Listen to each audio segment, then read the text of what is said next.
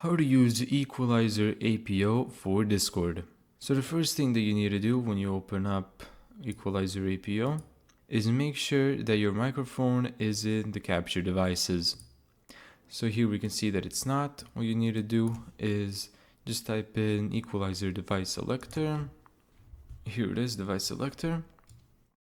Open it up and select your microphone in the capture devices. So I'm using the Uber mic. Yep, there it is. Let's click on.